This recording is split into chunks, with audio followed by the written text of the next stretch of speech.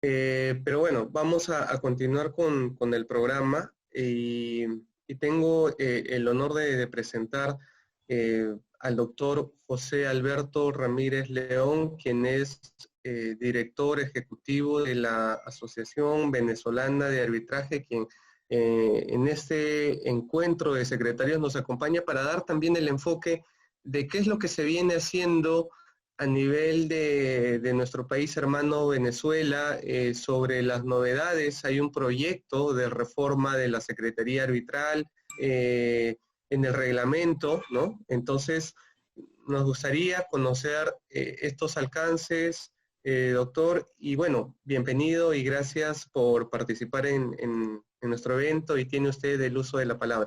Bueno, Jorge Abel, en primer lugar, darte las gracias a ti, buen amigo, hermano del Perú y al CAE, por esta muy gentil invitación. Estoy muy orgulloso de estar aquí compartiendo con ustedes, junto con la presencia de Diana Trías, también colega y compañera venezolana, que vamos a estar dando una visión de lo que es el sector arbitral venezolano, el foro arbitral venezolano, ante ustedes, nuestros hermanos del Perú. Quería aprovechar también felicitarlos, feliz 28, hace 2 días celebraron su fecha de independencia. Un gran saludo de los hermanos de Venezuela, los hermanos del Perú, la cual yo represento, es la Asociación Venezolana de Arbitraje. Es una sociedad civil sin fines de lucro, con fines netamente académicos. En sus estatutos, su objeto social lo que indica es que es una sociedad que está dedicada a promover el conocimiento sobre el arbitraje, los medios alternos de resolución de conflictos, a promover a Venezuela como una sede del arbitraje internacional y a promover a los abogados venezolanos en el foro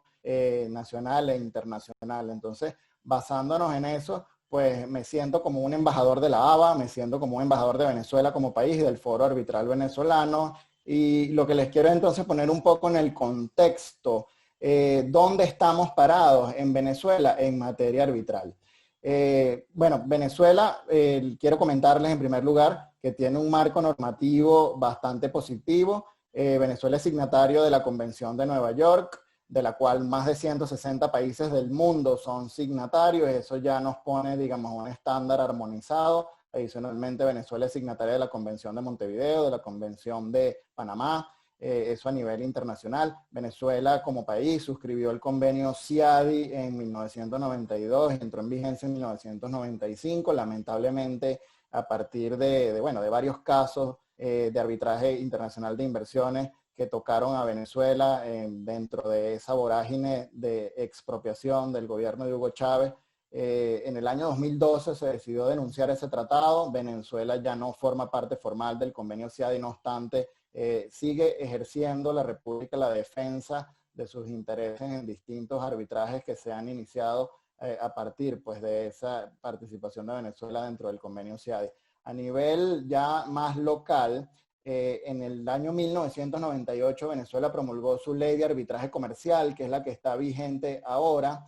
Luego en el año 99 se promulgó la constitución que hoy en día está vigente, y esa es una constitución importante porque incluye 2 artículos, el 253 y el 258, donde incorporan al arbitraje, a la conciliación, a la mediación, y por otro lado el otro artículo le da un mandato al legislador para que promueva al arbitraje y a los medios alternos de resolución de conflictos. Es decir, a partir de ese momento histórico nosotros hablamos de la constitucionalización del arbitraje en Venezuela, ¿no? Entonces, más allá de ese marco legal que es el que tenemos también dos importantísimos centros de arbitraje: el Centro de Arbitraje de la Cámara de Comercio de Caracas, representado hoy aquí por Diana Trías, y el centro de arbitraje de lo que es la AmCham en Venezuela, que nosotros le llamamos VenAmCham, es el Centro Empresarial de Conciliación y Arbitraje CETCA, ¿no?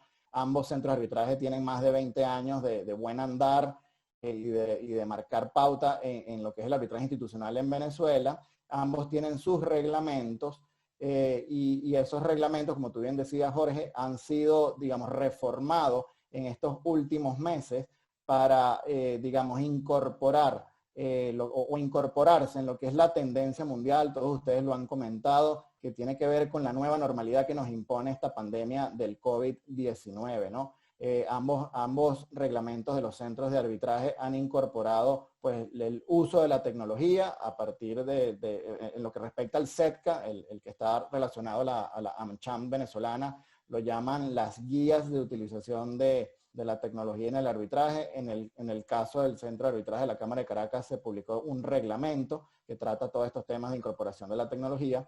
En el caso del reglamento del SETCA, que fue ya reformado y publicado y entró en vigencia en febrero del año 2020, se incorporó entonces por primera vez en la historia de este reglamento la figura del secretario arbitral, es el artículo 27 de ese reglamento. En cuanto al Centro de Arbitraje de la Cámara de Caracas, el reglamento está todavía en etapa de última aprobación por la Junta Directiva de la Cámara. Ya Diana nos dará más detalles, pero es algo que ya se trabajó y es que falta muy poco tiempo para que entre en vigencia. Y también en ese reglamento se ha incorporado la figura del secretario arbitral. Ellos lo hicieron a partir de un reglamento anexo que regula toda la función del secretario arbitral, ¿no?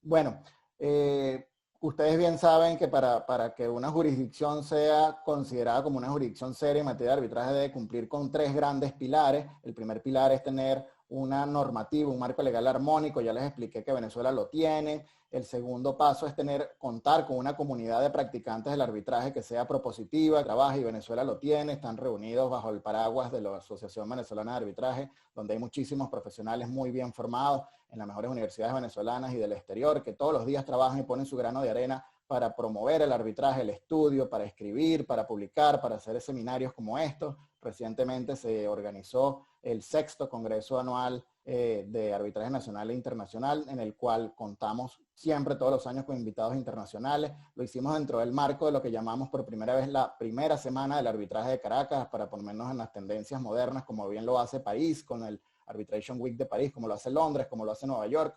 Ahora Venezuela también lo tiene con la primera semana del arbitraje de Caracas. Ahí tuvimos eventos todas las semanas. En uno de ellos se lo dedicamos a la relación del arbitraje y el derecho administrativo, que tiene mucho que ver con el CAI, su razón de ser.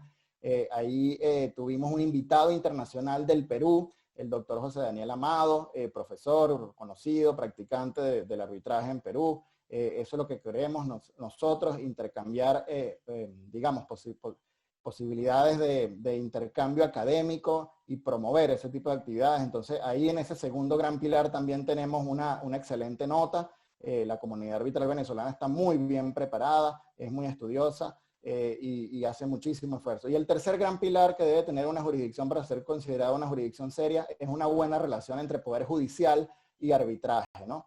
Y en el caso venezolano, yo creo que la relación es perfecta, pero el balance es positivo. Ahí pudiéramos hablarles un poco de estadística, poderles decirles un poco que a lo largo de los 20 años digamos, 22 años de existencia de la ley de arbitraje comercial y 20 años de buen andar de los centros de arbitraje, se han emitido, según nuestras estadísticas, a nivel de arbitraje institucional, unos 200 laudos aproximadamente, 90 corresponden al SETCA, 110 corresponden al Centro de Arbitraje de la Cámara. De esos 200 laudos, los que han llegado a ser anulados por el Poder Judicial son sencillamente y simplemente 6 de esos laudos. Entonces, el porcentaje de laudos anulados en Venezuela es bajísimo, es de un 3,5%. Nosotros, compartiendo con colegas ahorita en la Semana del Arbitraje, con colegas de Colombia, con colegas de Perú, analizamos esas estadísticas y veíamos que los números en otros países hermanos son un poco más elevados. A lo mejor, por ejemplo, en Colombia nos hablaban de un 10-11% de laudos que terminan siendo anulados.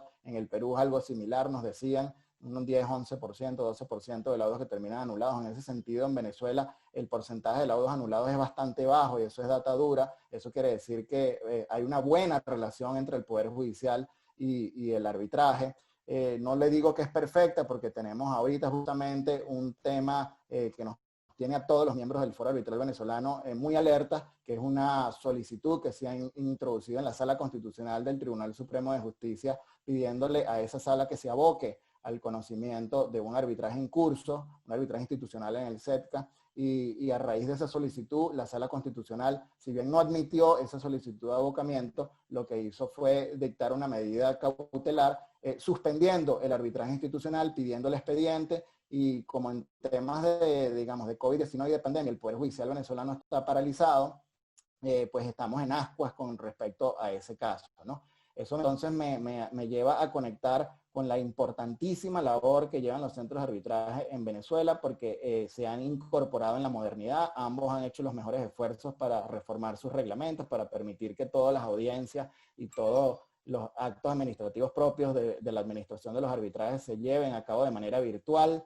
Eso ya es una realidad. Ambos también se han colocado en lo que es la tendencia mundial de incorporar la figura del secretario arbitral, y para eso sí les tengo que ser muy honesto, en Venezuela no tenemos tradición del uso de los secretarios arbitrales. Ahora es que vamos a empezar a tener la gracia a la incorporación en cada uno de estos dos reglamentos de esta interesantísima figura, y es excelente este punto de inicio porque, digamos, nos toca en un mejor momento imposible, digamos, que nosotros podamos compartir con ustedes en un congreso de 2 días sobre la figura del secretario arbitral. Venezuela ahora es que se está montando en esta nueva ola. Venezuela lo ha hecho, digamos, de una manera a lo mejor un poco pausada, pero siguiendo los mejores estándares del mundo para incorporar esas normas a sus reglamentos.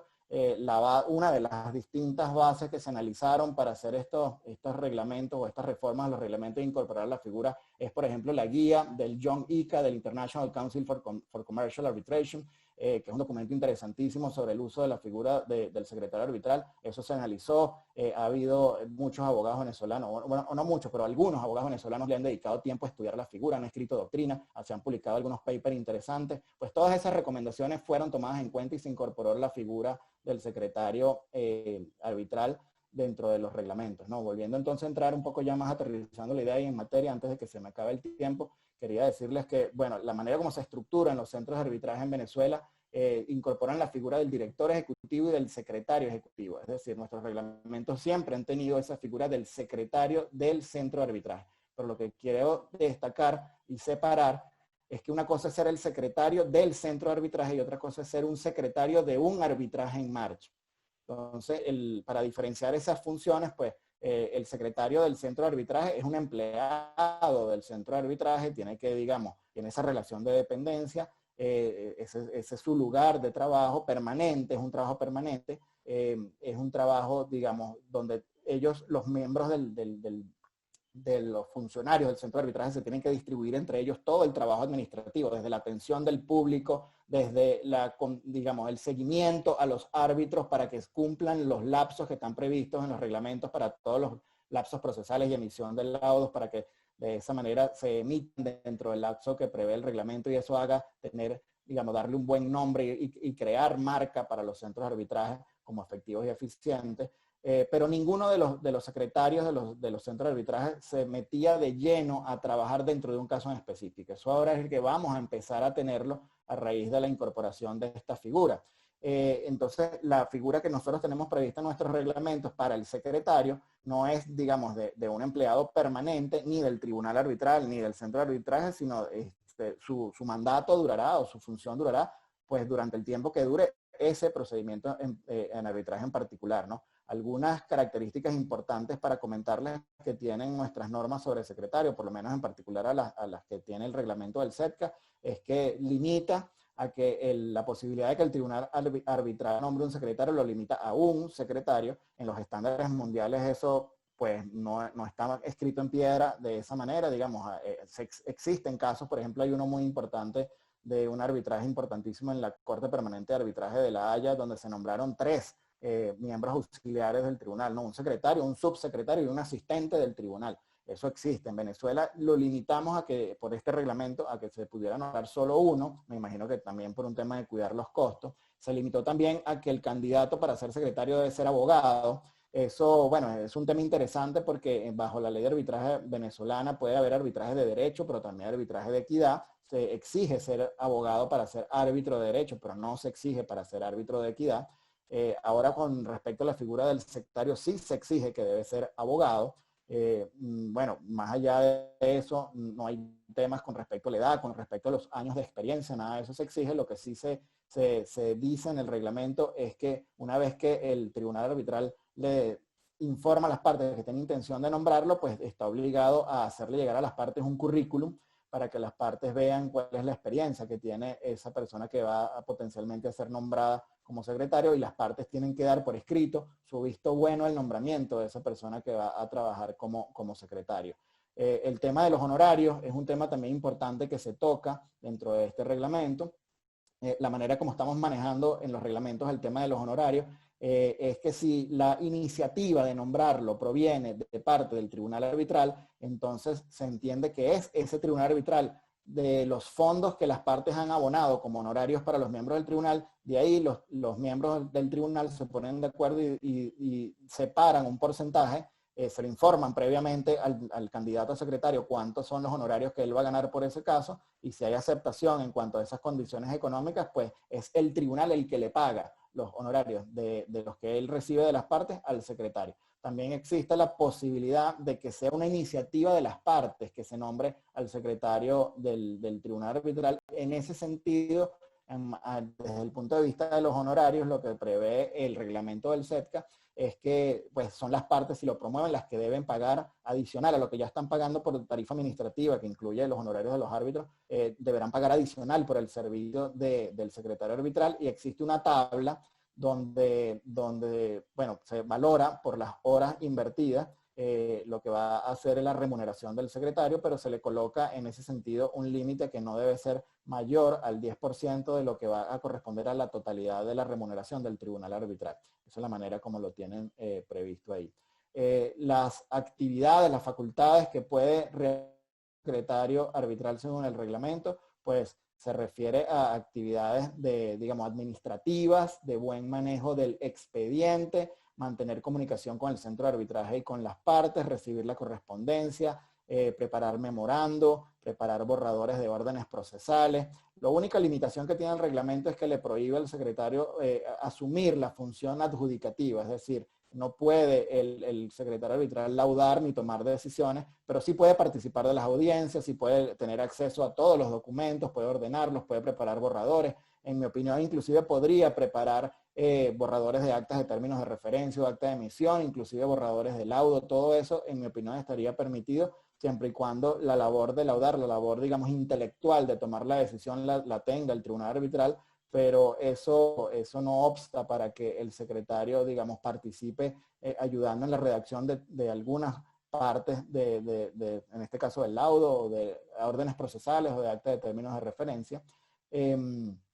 Y bueno, también hay algunas normas en el reglamento que tienen que ver con que se equipara esa obligación de mantener independencia y de mantener confidencialidad que aplican para los árbitros, pues las mismas normas aplicarían para el secretario durante toda la vida del proceso. De hecho, el centro de arbitraje está obligado a hacerle firmar al secretario su declaración de imparcialidad, su declaración de independencia y su declaración de confidencialidad. Todo eso está previsto en el reglamento. Y bueno, para culminar, yo le diría que lo vemos con buenos ojos, lo vemos positivo, ahora que ambos centros de arbitraje en Venezuela se han montado en esta ola de las buenas prácticas en el arbitraje, pues que es una figura que es muy utilizada en otros países, ahora la vamos a empezar a utilizar en Venezuela. Eso lo veo de una manera muy positiva, porque bueno, más allá de que Venezuela el balance en materia arbitral es positivo, no tenemos suficientes casos como nos gustaría tener. Entiendo que en Perú pues los casos de arbitraje se cuentan ya por miles, nosotros todavía los contamos por centenas, y eso, bueno, eso le da pocas oportunidades a los árbitros para foguearse, para tener experiencia. Esperemos entonces ahora que muchos otros jóvenes profesionales del arbitraje tengan ahora la oportunidad de trabajar junto de la mano con los árbitros bajo la figura del secretario arbitral, porque eso en definitiva, como ustedes bien dicen en su material publicitario de este congreso, eso es lo que va a ir formando a los futuros árbitros, y eso es lo que va a ir contribuyendo a que Venezuela pues cada día más sea una jurisdicción de excelencia en materia de arbitraje. Con eso entonces termino y les doy nuevamente las gracias por invitarme. Muchas gracias, doctor José. Bien, quisiera continuar con el programa presentando a la doctora Diana Trías, quien es directora del Centro de Arbitraje de la Cámara de Comercio de Caracas, y darle la bienvenida y trasladarle, ya que el doctor, digamos, José ha hecho un preámbulo y ha explicado con mucho acierto el tema de la nueva figura que, digamos, en Venezuela se está promoviendo, que es la figura del secretario arbitral. viendo un poco el derecho comparado en nuestro país, todavía no está reconocida en nuestra ley de arbitraje. Se ha hablado y se ha hecho a nivel del organismo supervisor de las contrataciones del Estado una especie de registro de secretarios arbitrales, pero la cual ha quedado en la fecha suspendida. Entonces, un poco escuchando esto, doctora Diana, ¿cuáles son la lectura que usted tiene? ¿Cómo sí se ha creado esta figura del secretario arbitral y se ha reconocido en este reglamento? Y también coméntenos un poco sobre la función del secretario arbitral en esta era virtual de la nueva normalidad que vivimos a raíz del COVID-19. Bienvenida, doctora Diana, y tiene usted el uso de la palabra. Bien, muchísimas gracias. Bueno, un gusto inmenso compartir con todo este distinguido panel. Jorge Abel, especialmente te agradezco la invitación al Círculo de Arbitraje del Estado de Perú. Por supuesto, quiero referirme a esos dos grandes aspectos que has señalado, que ciertamente son unos temas y son unos retos para nosotros en este momento. El Centro de Arbitraje de la Cámara de Comercio de Caracas es un órgano de la Cámara con más de 30 años de actividad en el desarrollo, en la administración de procedimientos de arbitraje y de mediación.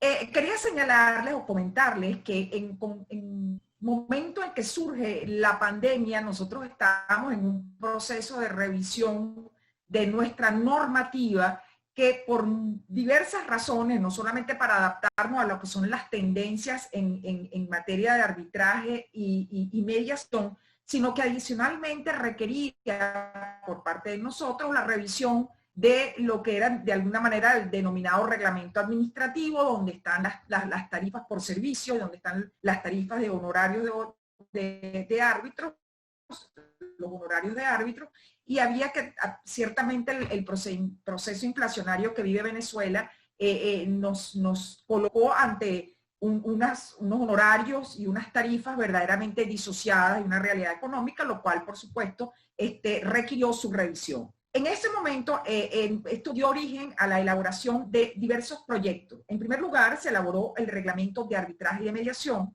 el reglamento del secretario del Tribunal Arbitral, sobre el cual me voy a referir y que ya José Alberto de alguna manera hizo una excelente introducción, y adicionalmente un reglamento administrativo. Sin embargo, por supuesto, en lo que esta situación nos toma a todos de alguna manera por sorpresa respecto al alcance de la situación, indudablemente que requirió la atención y la necesidad de dictar un reglamento que permitiera el reinicio de nuestras actividades, porque nosotros sí nos vimos en la necesidad de suspender, puesto que nuestra normativa no contemplaba, aún cuando buena parte de los procedimientos, y eso es un tema casi que mundial, buena parte de ciertas fases del procedimiento se desarrollan vía virtual. No es una novedad en el ámbito del arbitraje. Sin embargo, la totalidad de todas las fases del procedimiento que se verifiquen a través de un medio electrónico, pues ciertamente sí era lo novedoso. Nosotros necesitábamos, en consecuencia, el anclaje normativo que nos permitiera reiniciar las actividades y poder continuar con la sustanciación de los procedimientos e incluso recibir los nuevos que estaban por entrar en el centro. Eso implicó, por supuesto, que nosotros, como todos nos pasó de alguna manera, precipitó la necesidad de dictar un ordenamiento jurídico que regulara este aspecto. Tuvimos la oportunidad de hacer interesantes sesiones, de alguna manera de conocer experiencia de nuestros pares en relación con este aspecto, y eso de alguna manera fue, por supuesto, absolutamente nutritivo para poder dictar la normativa que requeríamos. Por supuesto, esto requirió la regulación de la posibilidad de presentar solicitudes, de realizar audiencias utilizando medios electrónicos y, por supuesto, estimular de alguna manera la sustitución de los procedimientos electrónicos por los presenciales. Esto sin descartar, y en esto sí queríamos ser enfáticos de alguna manera para no legislar por una situación en concreta y que de alguna manera, o normar situaciones que de alguna manera luego quedaran desactualizadas del contexto, y por supuesto nuestro reglamento incluso promueve que la utilización de medios electrónicos no descarta por la posibilidad de que esto sea, por supuesto, cuando la situación de salud pública lo permita, que sea de manera presencial. De tal manera que además nosotros nos planteamos la necesidad de que el proceso de migración sea un proceso que garantice la confidencialidad, la integridad y la disponibilidad de la información. Es decir, se trataba de migrar responsablemente hacia un procedimiento de manejo a través de medios electrónicos de los procedimientos. Eso culminó precisamente con el reglamento que se dictó el pasado 20 de julio y que nos permitió ya reiniciar nuestras actividades desde el lunes 27 de julio. De tal manera que es un proceso que de alguna forma, digamos, la totalidad desde el punto de vista de los medios electrónicos que estamos utilizando, ciertamente es una modalidad que estamos, yo diría que en entrenamiento, pero que de alguna forma tampoco era tan ajena, porque como dije, ya muchas fases del procedimiento y actos en concretos ya se verificaban a través de medios electrónicos. En segundo lugar, y de acuerdo a tu pregunta, José Abel, me pregunta sobre la figura del secretario del tribunal arbitral. Aquí quería, sí, ya José Alberto, como dije, se refirió en relación a esta figura en nuestro ordenamiento jurídico, no está contemplado en nuestra ley de arbitraje comercial, que ya tiene unos cuantos años, y con ocasión de esta revisión normativa que estábamos haciendo en el Centro de Arbitraje de la Cámara de Caracas, decidimos incorporar esta novedosa figura para nosotros, pero que ya es ampliamente utilizada. Nosotros en los centros de arbitraje en Venezuela, y en particular en el Centro de Arbitraje de la Cámara de Caracas, la expresión, o digamos el cargo, se denomina dirección ejecutiva, que es la que está a la cabeza del centro de arbitraje y la encargada de administrar el procedimiento. Nosotros actuamos como secretaría de los tribunales arbitrales. Sin embargo, la figura del secretario del tribunal arbitral es totalmente distinta, por supuesto, a la figura de la dirección ejecutiva del centro de arbitraje. En ese sentido, se elaboró en ese proyecto normativo el reglamento del secretario del tribunal arbitral, que de alguna manera pues incorpora esta figura, y se trata de el secretario arbitral, su finalidad es apoyar en las labores administrativas al tribunal arbitral cuando el tribunal arbitral lo considere útil y necesario. De tal manera que eso de alguna forma lo que permita aportar mayor eficacia, mayor eficiencia al procedimiento. Adicionalmente, esta figura de alguna forma, como la regulamos actualmente en nuestro proyecto de reglamento, porque aún no ha sido aprobado, estamos en proceso de aprobación, tiene unas características muy particulares. En primer lugar, su uso está regulado como facultativo del tribunal arbitral. Es decir, bien sea el tribunal arbitral compuesto por 1 o 3 árbitros. No se contempla su figura como un uso de alguna manera generalizado u obligatorio. Es decisión del tribunal arbitral proponer esa posibilidad de utilizarlo, y muchas veces se justifica cuando son casos extremadamente voluminosos o complejos, en los cuales requieren múltiples actuaciones, es necesario coordinar muchísimos aspectos que requieren tiempo, y su gestión y tramitación administrativa justifica el rol del secretario del tribunal arbitral.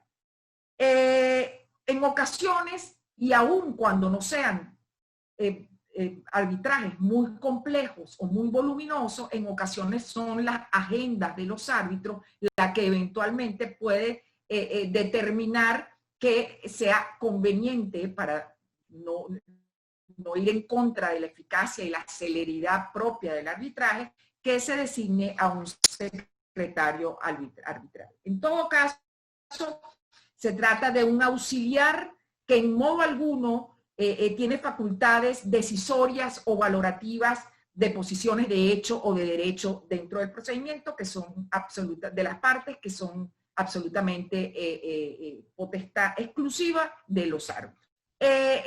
Adicionalmente, esta figura, su regulación y en consentimiento de la designación del secretario del tribunal arbitral y, por supuesto, debe compartir y acatar las mismas reglas en relación con la imparcialidad, la independencia y la confidencialidad. En tal sentido, por supuesto, nuestros centros de arbitraje tienen los modelos instructivos a los cuales deben acatar y comprometerse a los mismos.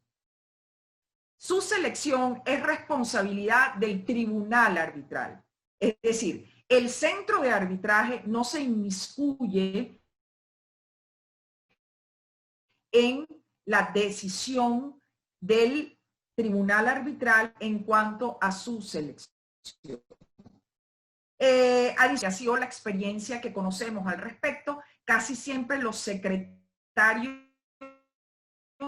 de los tribunales arbitrales son allegados a lo mejor a las firmas en donde elaboran algunos de los árbitros, normalmente del presidente del tribunal arbitral. El cese de las funciones del secretario, por supuesto, en caso de que se plantee, no altera la continuidad del procedimiento. Indudablemente esto es un tema que en modo alguno puede incidir en el desarrollo del procedimiento.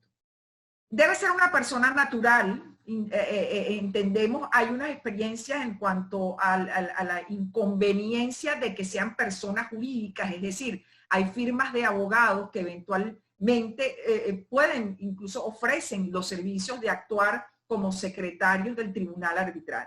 Sin embargo, se exige, o al menos así fue la consideración que privó, que sea, por supuesto, una persona natural. Adicionalmente, es más fácil detectar la eventual interés o que puede existir desde el punto de vista económico o en relación con las partes, incluso con el mismo tribunal. De tal manera que en ese sentido siempre es una persona, por supuesto, y no una persona jurídica. La figura del secretario la hemos estimado necesaria porque puede aportar, por supuesto, organización, puede aportar eficiencia y eso de alguna manera quienes hemos estado en este tiempo, digamos, presenciando el desarrollo de procedimientos, ciertamente hay procedimientos complejos que exigen de parte del tribunal, no tiene nada que ver con el centro, pero una coordinación por lo voluminoso y lo complejo del caso. Indudablemente muy importante porque de alguna manera eso no solo más allá del procedimiento y de la eficiencia que puede aportar, colabora con la generación o la formación de nuevos árbitros. Indudablemente que es un entrenamiento y un aprendizaje excelente para quienes se inician en estas labores. Ese secretario es una persona totalmente ajena al centro de arbitraje, como dije. En algunos centros, entiendo, existen algunas listas incluso que pueden actuar como secretarios de tribunales arbitrales. Sin embargo, en nuestro caso, no hay ningún tipo de injerencia ni relación entre el centro de arbitraje, me refiero respecto de su propuesta como secretario. Y su designación puede decidirla el tribunal arbitral en cualquier momento. Es decir, puede ser que al inicio del procedimiento, digamos en lo constituido el tribunal arbitral, no se verifique la necesidad por parte del tribunal de utilizar esta figura. Sin embargo, sobrevenidamente es posible que el caso, por la complejidad que pueda alcanzar en su desarrollo, lo justifique. El incorrecto uso de la figura, por supuesto, es cuando se deleguen en el secretario una labor de decisión y valoración que, por supuesto, es exclusiva e indelegable por parte de los árbitros. Y cuando su designación sea realizada sin el conocimiento y sin el consentimiento de las partes. Y finalmente, en cuanto a la remuneración, se propone en nuestro caso que la remuneración del secretario del tribunal arbitral corresponde al tribunal arbitral a través de un contrato de prestación de servicios que de manera, por supuesto, concreta ellos acuerden. Bueno, estas son de alguna manera nuestras experiencias en relación con la virtualidad de los procedimientos y la figura del secretario del Tribunal Arbitral. Mil gracias. Muchas gracias, Diana, por la importante reflexión, y esperemos que en Perú se inicien y los centros de arbitraje tomen la batuta para incorporar la figura del secretario arbitral, que, como lo hemos señalado en este primer encuentro, detrás de un tribunal arbitral, de un buen tribunal arbitral, hay un gran secretario arbitral. Así que esperemos con lo que nos has compartido, tomemos cartas en el asunto y analicemos esta figura. Qué interesante ese dilema de lo que planteas, Oscar, en el sentido de que, bueno, como comentaba Diana, generalmente el presidente pues elige por tal vez su confianza, al secretario de su propia firma de abogados, por ejemplo, ¿no? Pero ¿qué pasa cuando ese secretario conoce a alguna de las partes y la parte, en base a esa, digamos, abuso de confianza, quiere sacar información o ventaja de esto? Coméntanos un poco, tal vez, si quieres complementar, José Alberto, sobre este punto que también, a propósito de su nuevo reglamento que ustedes vienen manejando, ¿han previsto esto? Hay un tema de revelación, hay un tema de también impedimentos para los secretarios arbitrales. El caso del CETCA, el Centro de Arbitraje afiliado a la AmCham venezolana, AdvenAmCham, ese reglamento también tiene como un componente importante un código de ética. Ese código de ética aplica a las partes, ese código de ética aplica a los miembros de los tribunales arbitrales. Y aplicaría también entonces para aquellos que se desempeñen como secretarios arbitrales. La manera que lo tiene previsto el reglamento es que las mismas planillas que se les someten a aquellos que van a formar parte de un tribunal arbitral, donde se les solicita la revelación de todas aquellas circunstancias que pudiesen, digamos, poner en duda su imparcialidad en cuanto al caso, deben ser reveladas. Existe un deber de revelación.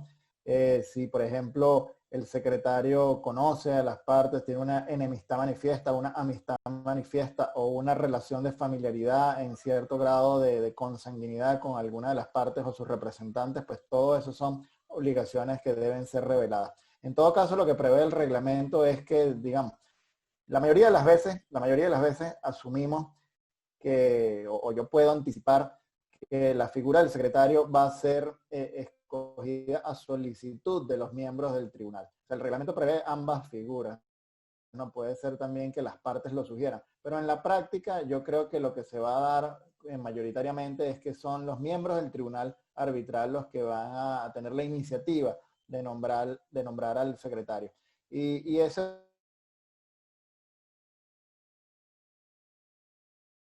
lo nombran a iniciativa del miembro del tribunal, pero también lo pueden, digamos, remover sin necesidad de justificarlo cuando lo consideren conveniente los miembros del tribunal arbitral. Si se detecta que hay una actitud, una conducta que viole la ética, y que las partes lo detectan y lo detecta el tribunal arbitral, pues perfectamente puede ser removido ese secretario. Perfecto, perfecto.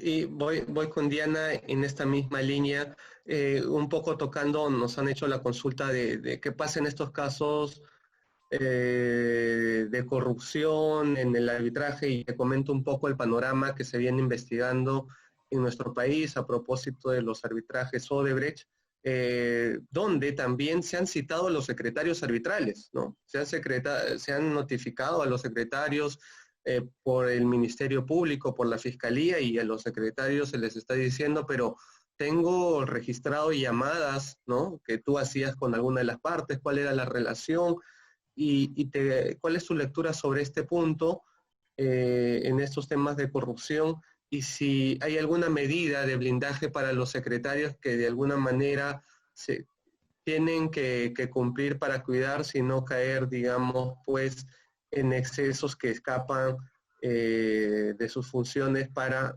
no caer en responsabilidades futuras. ¿Cuál es tu lectura sobre ello? Sí. Gracias, Jorge. A ver, Gracias. Sí, yo creo que un poco el resumen que pudiéramos hacer en relación a todos los comentarios de los distinguidos panelistas es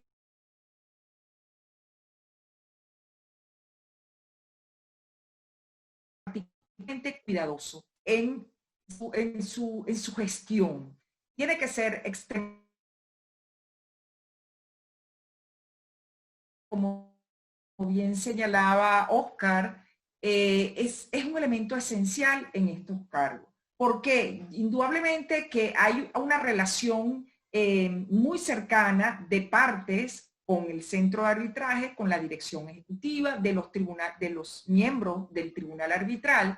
En consecuencia, es una relación colectiva muy variada, muy intensa, y que hay que tener especial cuidado de mantener, digamos, la distancia institucional sin caer en la descortesía, pero por supuesto para evitar posibles, a lo mejor no corrupción, pero incluso evitar favoritismo, o sea, mantener las relaciones siempre en un ámbito muy, muy formal. Yo la verdad que quisiera comentarles que no es fácil porque sobre todo somos países, digamos, relativamente pequeños, el mundo del arbitraje es más pequeño aún, y de alguna manera todos nos conocemos, compartimos probablemente actividades académicas, entonces para los centros de arbitraje es especialmente importante, es determinante mantener la institucionalidad para evitar este tipo de situaciones. Nosotros en particular, por supuesto, en nuestro reglamento tenemos una norma en la que, como digamos, el centro de arbitraje lo que hace es administrar el procedimiento y de alguna forma está el director y el personal, digamos, exento de responsabilidad en relación con las decisiones que se tomen. Sin embargo, creo que, por supuesto, no escapa a la posibilidad de que se planteen casos como que comprometan la integridad del procedimiento y la integridad del centro. Yo creo que son aspectos muy esenciales que a veces no están escritos, pero que son sustanciales mantenerlos. Muchas gracias, Diana.